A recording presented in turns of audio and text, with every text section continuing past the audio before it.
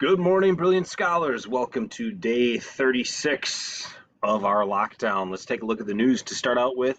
If you have been upset about things that you cannot do, I know certainly some of my athletes are upset that they can't work out in certain places. Take a look at the lower right-hand corner. That is Tom Brady, arguably one of the best quarterbacks, maybe the best quarterback ever to play the game of football. He was trying to work out for the upcoming football season in a local park, and he was kicked out in Florida. So if Tom Brady can't do it, maybe we shouldn't feel as bad about us not being able to do it in certain places.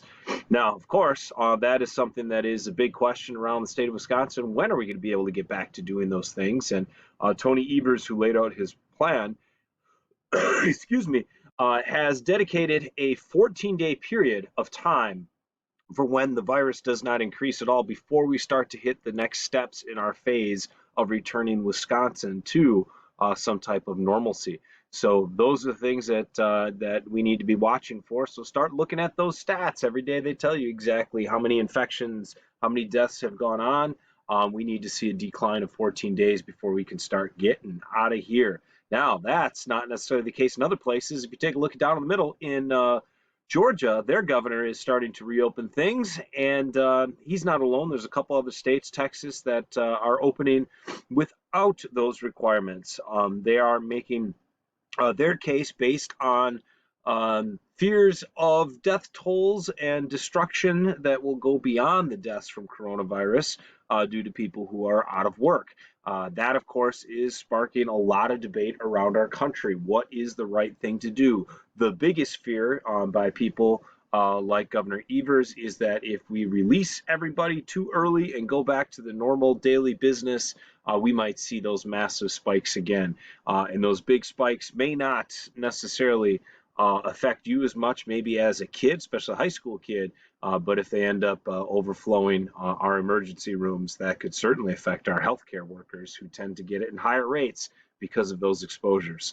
All right, Kim Jong-un, health in danger. Kim Jong-un is oftentimes featured in our current events because he says a lot of colorful things and does a lot of weird things too. He may or may not have had heart surgery recently. It's very difficult to get information out of that particular regime. But the information that they have says that he may have had heart surgery and had complications at the ripe old age of 36. Hard to imagine, knowing that he is a pillar of health. But he may be struggling with this, and that's, I guess, not good for him. Time will tell whether or not that's good for North Korea. I'm sure there are some people around the country, around the world cheering, hey, maybe we can get rid of Kim Jong-un.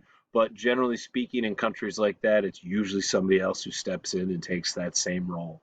So we'll see what happens in North Korea. Wouldn't it be great if that was the beginning of maybe a unified Korea under better leadership? All right, on the left-hand corner, let's take a look at your agenda there, folks.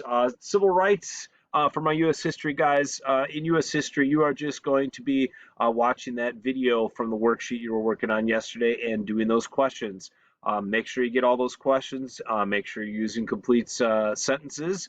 The details are there. If you can't find the details, remember the internet is wide open. This is not a big secret. The Montgomery bus boycott isn't something special just to that video. It's available all over the place.